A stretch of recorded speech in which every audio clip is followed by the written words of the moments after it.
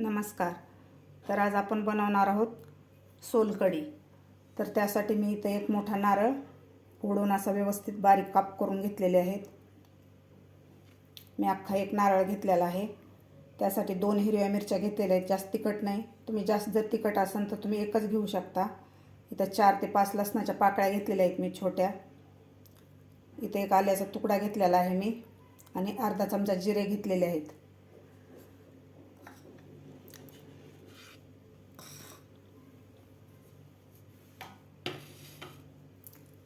इथं मी 7 ते 8 कोकम घेतलेले आहेत. एकदम असे ताजे आणि ओले कोकम आहेत. तर आता आपल्याला हे गरम पाणी घालून अर्धा ते 1 तास भिजत ठेवायचे आहेत. आपल्याला यामध्ये गरम पाणी घालायचं आहे. गरम पाणी घातल्यामुळे कोकम आपले लवकर भिजले जातात. आता आपल्याला हे 1 तासासाठी असेच भिजत ठेवायचे आहेत. इथे एक मी मिक्सरचं भांडं घेतलेलं आहे. त्यामध्ये आपल्याला हे नारळाचे काप घालून घ्यायचे आहेत.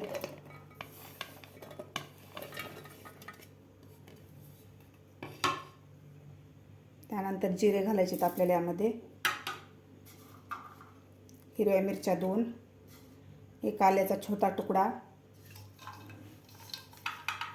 आणि लसणाच्या पाकळ्या आपल्याला 5 ते 6 घालायच्या आहेत. छोट्या आहेत, तुम्ही मोठ्या असल्या तर 2 ते 3च घालू शकता. तर आपल्याला पाणी न घालता हे मिक्सरमधून अगोदर बारीक करून घ्यायचं आपल्याला नारळ. मी न पाणी घालताच असं बारीक करून घेतलेलं आहे नारळ. तर यामध्ये आता आपल्याला कोमट पाणी घालायचं आहे 1 ग्लास.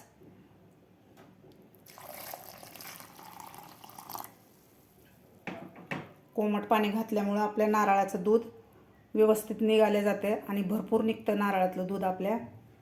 तर आता आपल्याला हे मिक्सरमधून फिरवून घ्यायचं आहे. आणखीन पाणी घातल्यानंतर आपण हे मिक्सरमधून बारीक करून घेतलेलं आहे. अशा प्रकारे एकदम बारीक झालेलं आहे. तर आता आपल्याला हे गाळून घ्यायचं आहे.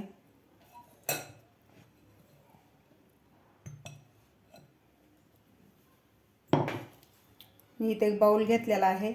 व बाउलमध्ये एक चाळणी ठेवलेली आहे बाउलवर. त्यावर आपल्याला एक कपडा सुती घालायचा आहे आणि यावर आता आपल्याला हे नारळ बारीक करून घेतलेलं पाणी घालून ते घालायचं आहे आणि आपल्याला याचं दूध काढून घ्यायचं आहे.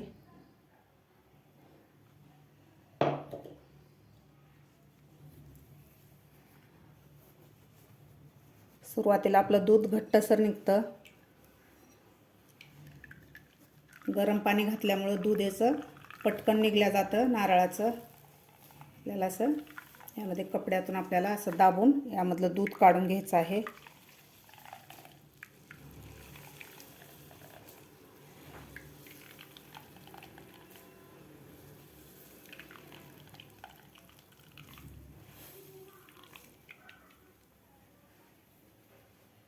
बघू शकता असं घट्टसर आपलं दूध निघालेलं आहे सुरुवातीला. आता आपला हे जे चोथा निघालेला आहे ते आपल्याला डबल थोडंसं गरम पाणी घालून आपल्याला हे परत मिक्सरमधून फिरवून घ्यायचं आहे. आपण एक वेळेस नारळातलं दूध काढून घेतलेलं आहे. तर अशा प्रकारे आपला नारळाचा चोथा निघालेला आहे. तर आपल्याला डबल यामध्ये थोडंसं गरम पाणी घालून आपल्याला डबल एकदा मिक्सरमधून काढून घ्यायचं आहे.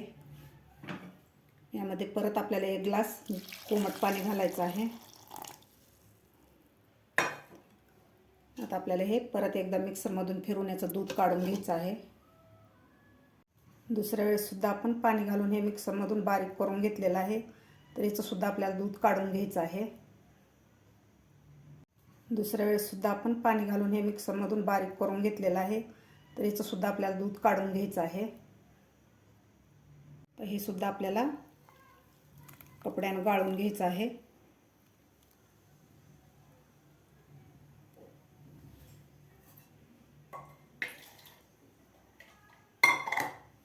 मिक्सरमध्ये थोडं पाणी घालून आपल्याला हे मिक्सरमधलं सगळं काढून घ्यायचं आहे नारळाचं चव.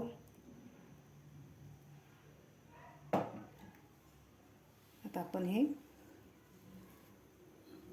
कपड्याने यामधलं दूध काढून घेऊया.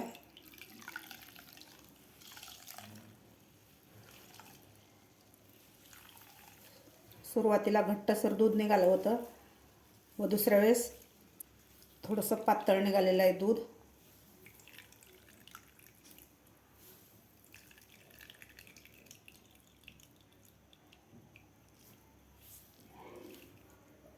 सगळं दूध काढून घेतलेलं आहे. तर आपलं नारळाचं दूध भरपूर निघालेलं आहे.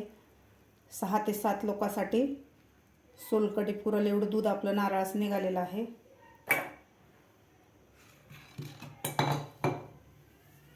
आता आपला चोथा सुद्धा तुम्ही बघू शकता, यामध्ये काहीही राहिलेलं नाही. तुम्ही हे चोथा भाजीला किंवा चटणीला किंवा तुम्हाला कशाला नसेल वापरायचा तर तुम्ही झाडाच्या बुडाला सुद्धा घालू शकता खत म्हणून. आता आपण हे ठेवून देऊया बाजूला. अशा प्रकारे आपलं नारळाचं दूध निघालेलं आहे. थोडंसं घट्टसर आहे दूध. तर आपण यामध्ये थोडंसं माठातलं थंड पाणी घालूया. मी अर्धा ग्लास पाणी घातलेलं आहे माठातलं थंड. अशा प्रकारे आपलं नारळाचं दूध निघालेलं आहे. आपलं कोकमसुद्धा व्यवस्थित भिजलेलं आहे. आणि कलरसुद्धा तुम्ही बघू शकता, कलरसुद्धा व्यवस्थित आलेला आहे याला. तर आता आपण याला गाळून घेऊया.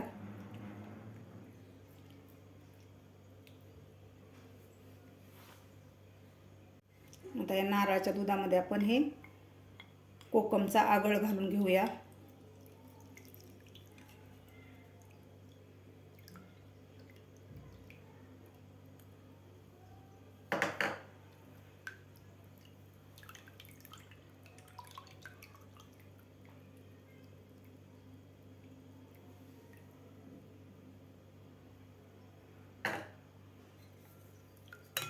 आपण जेवढा पाहिजे तेवढा यामध्ये कोकमचा आगळ घालून घेऊ शकता. आपण आणखी थोडासा कोकमचा आगळ यामध्ये घालून घेऊया. कोकम थोडंसं चुरून त्यामधला आणखीन आगळ घालून घेतलेला आहे. तर कलर खूप छान आलेला आहे. नॅचरल कलर आलेला आहे आपल्या सोलकढीला. यामध्ये कलर किंवा बीट घालायची गरज नाही आहे. तर यामध्ये थोडंसं आपण काळं मीठ घालून घेऊया. त्यानंतर थोडंसं आपल्याला साधं मीठ घालायचं आहे. कोकममध्ये मीठ राहतं त्यामुळे आपल्याला मीठ कमीच घालायचं आहे. मीठ घातल्यानंतर आपण याला थोडंसं हलवून घेऊया. आता यामध्ये आपल्याला घालायचे कोथिंबीर.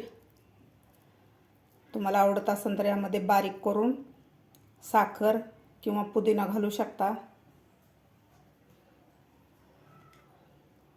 उन्हाळ्याचे दिवस आहेत, गरमी खूप वाढलेली आहे. तर हे सोलकढी आपल्या शरीराला खूप फायदेशीर राहते. ॲसिडिटी पुन्हा पित्त या सोलकढीनं कमी होतं व आपल्या शरीराला आतून थंडावा देते ही सोलकढी.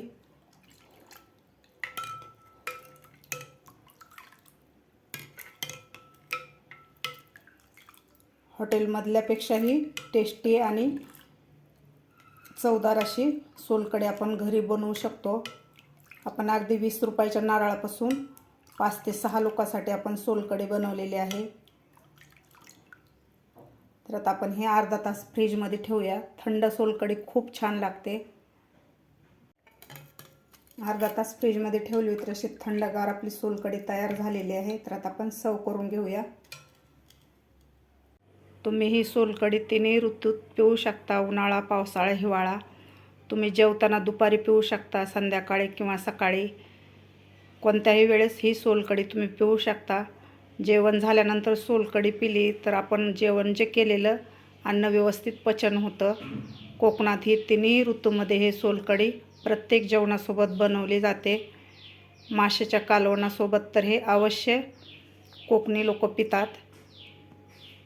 तुम्ही बघू शकता थंडगार सोलकढी आपली तयार झालेली आहे.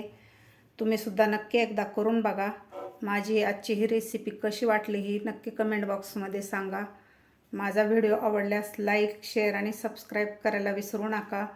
भेटूया अशाच एका नवीन रेसिपीसोबत. तोपर्यंत मस्त खा, स्वस्त रहा. धन्यवाद.